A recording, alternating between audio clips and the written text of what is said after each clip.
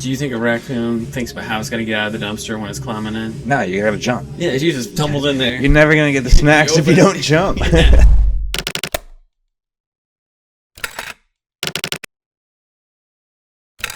2016. I used to be a pack-a-day chain smoker. Marlboros. Call them cowboy killers. Shame. Shame. Shame, shame, shame. Anyway, I quit cold turkey. I threw my cigarettes out the window. I know that was littering, but I had to get rid of them before I smoked another one. You know, you just gotta go. And drove. I don't know. Yeah, well, good. Don't find out. And I went to Walmart, bought a PS3 and Skyrim, and did nothing but go to work and play Skyrim for 2 weeks.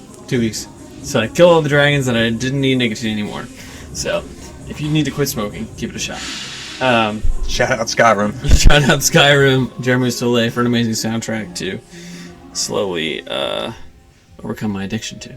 So I'd been working out at home, and I didn't know what I would like turn. A whole gym that consisted of. I had like 15-pound dumbbells and like I don't even know what I was doing. And that little pull up, like the little dip like $50 thing, dip station from Academy Sports or Walmart or something. I would like turn on a movie and like sort of work out while I was watching it. It was terrible. Just like watching Lord of the Rings or something. I don't know. Don't stop. At some point, I had the brilliant realization that I was not doing something right. Smart guy. I needed help. Very smart guy. I get there eventually. So I went to the gym that shall not be named and just was like, hey, I need help. I went through the whole thing of like going to the gym and everyone's gonna judge me and it's gonna be so intimidating. That was a very big gym to feel like you were gonna get judged at. Big as in. That always made me feel better, actually. Oh, did it? Because it was bigger. It's literally I went to the college gym, but it was literally the first gym I've ever been in. Yeah. Smaller gyms freak me out. I get you like people are too close. Right. Yeah. But I literally walked in and I was like, I need a trainer.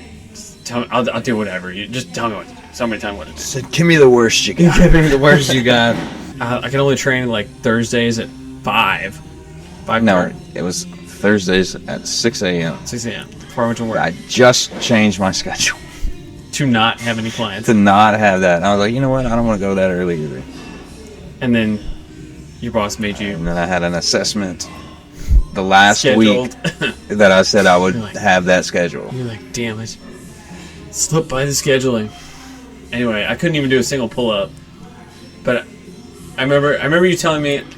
We were doing good to hold the bar. Yeah, we were. Apparently, I showed AC that today. She's never seen it before. I have not seen that. She's gonna start saying that. I was there because you knew what you were doing.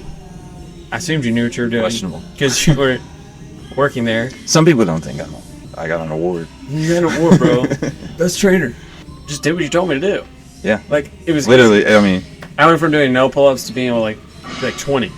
I'm learning what you're doing at work and everything, and just what you are interested in. Right. And I'm like, can you do this? Do you know how to do this? And you'd be like, yeah.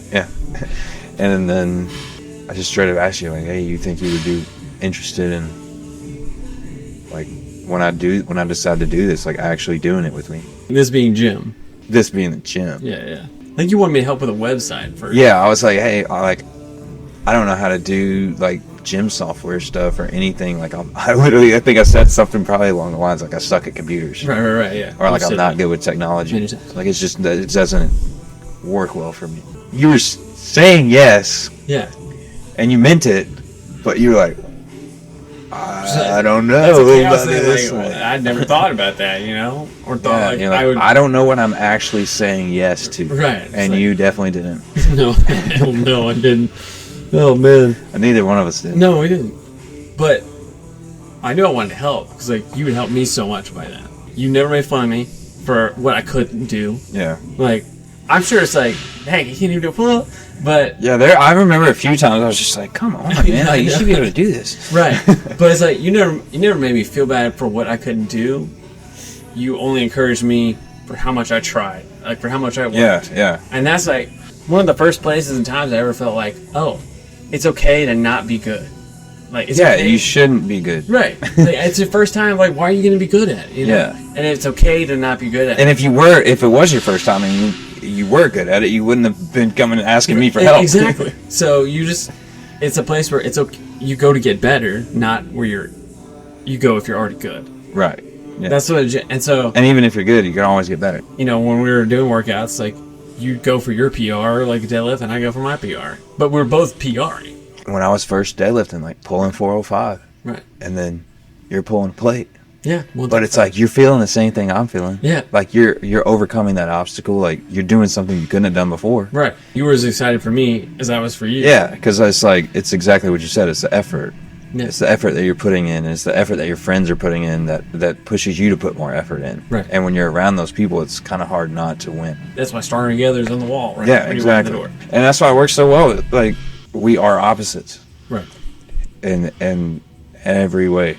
Pretty just much. About. Yeah. We're dudes. Right. I think. We can't, definitely.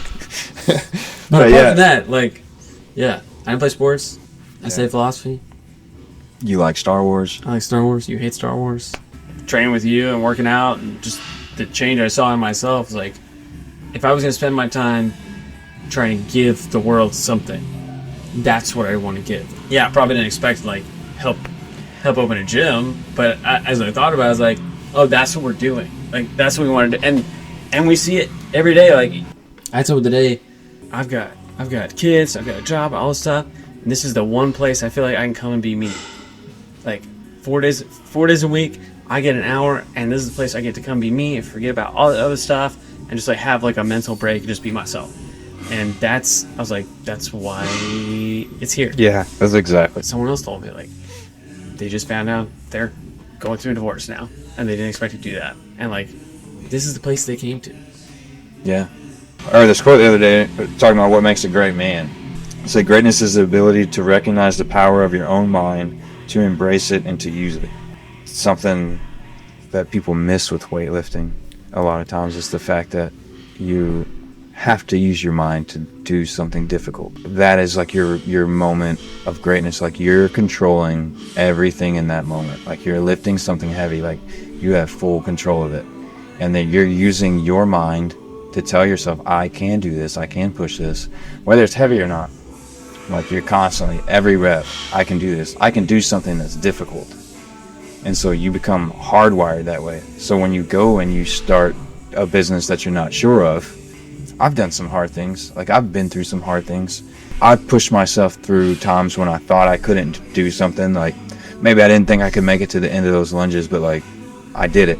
And every day you build that little mindset of like, I can go one more step. I can go one more rep.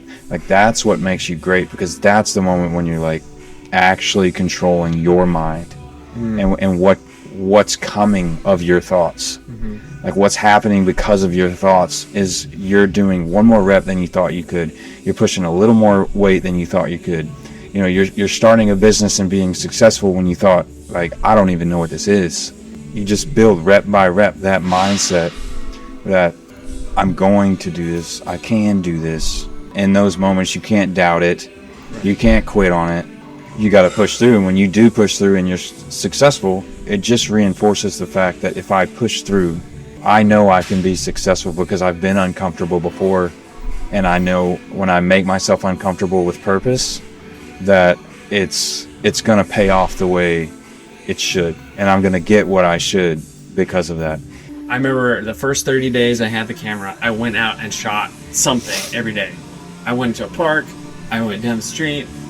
It was Mark and Linda. Yeah, I was about to say, Mark and Linda have a great story of Mark and Linda were coming to train, and they turned the corner, and you were laying in the ground taking the picture of this little flower, but it was really a weed. Yeah. But it's like a little purple flower. Yeah. And then like the white flowers on the trees and signs. Yeah, you were just like walking around taking random pictures, but you were specifically on the ground that day taking a picture of a little flower. Yeah. And they were just like, what the heck is he doing? Practicing. Like, he's learning how to use that thing. Yeah. But that's also one of those things where they saw you from the very beginning, and now they're around still, and they get to see like not just what I've done with the gym, but also what you've done. Right. And that's that thing of like me choosing to pursue life this way brought you along to pursue your life that way. And now people have two examples of that rather than just the one. for me, I remember when you like told me like, bro, I really think you could do this photo and video thing, because you asked me to do the first video for you at the gym that shall not be named. Yeah. Because you had to do one for social media. Yeah, I remember not really wanting to do that at all. Not just because I didn't want to make a video, but one, I've never wanted to be some fitness content guy. You had to come to Jesus like, here's the content rule for the rest of time. Yeah. Like, you have to get it if it happens. I'm not going to repeat it. I'm not going to do it for the camera because you can always tell. I'm proud of that because we really stuck to that. We have never repeated a workout or anything like. If we did a workout video, you were doing the workout, and I had to get the sets. You get the shit while you can. But also, it made me better because I had to be like, I gotta be fast. Yeah, I think it takes the ability to look for perfection out of it. Like, you gotta work. You just gotta act. Quit looking for perfection. Right. If you look for perfection every time, like, you're never gonna start. It's the people that won't leave their job because they're looking for a perfect reason to leave their job because they want to know, okay, if I do this, I'm good. Right. And it's not like, if I do this, I'm going to make it happen. It's like two different mindsets. Shit. Yeah. I just want to know I made a difference. I want to know, like, I help people.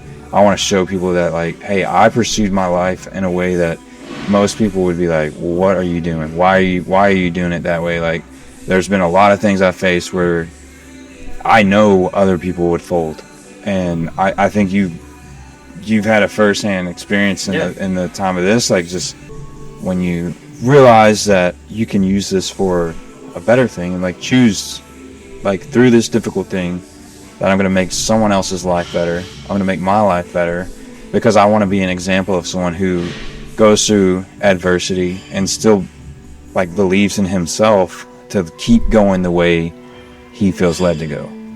And again, like, feed that chaos, like, feed that thing that, like, just kind of pulls you. I think everybody has that in them in some way. Like, we talk about you as a kid filming, like, you've kind of always had this eye to capture moments, and that's something I've told you like a million times, but that gift has always been there. Your ability to see people in a way that maybe they don't see themselves, and capture that moment, like, they get to see themselves in this new light. Like, how many times have you shown someone a picture you've taken and you're like, oh my gosh, and then next thing you know, it's their profile picture. Right, I know. Best like that alone should be a confirmation of, like, your gift, what you can do, because, like, nobody picks a profile picture where they don't think they look great. Right. You know, so when you get to look and see, like, it's funny, I'll scroll through and see, like, all these people's like, that Connor took that picture, took that picture. It's in the gym. But it's like, look how many people are inspired because I went through what I went through to get to the point to put a camera in your hand. Right. Exactly. And I think that's what it's about, because it's that ripple effect. It's like, how many people are now changed just simply because you're a camera, and then you put the two of us together, and, like, how many more people can we help? And then those people inspire other people to do whatever. There's a lot of, like, very talented people in here, and so I like to get the chance to show off, even, like, you know, other businesses or other skill sets, like the musicians. We got DJs, voice actors. Is that what she's called? Yeah, I think so. We need lessons. Oh yeah, we need like Fable Hound. Foster, Fable Hound, help us. Yeah, we'd probably start with sitting up straight. Yeah, probably better. It starts with making sure you're doing what you're supposed to do. You're feeding your chaos. You're feeding your chaos. And then it feeds everybody else's chaos. Exactly. And Like, then you have a raccoon army to take over the world. And they're all wearing, like, WorkHarder shirts. Exactly.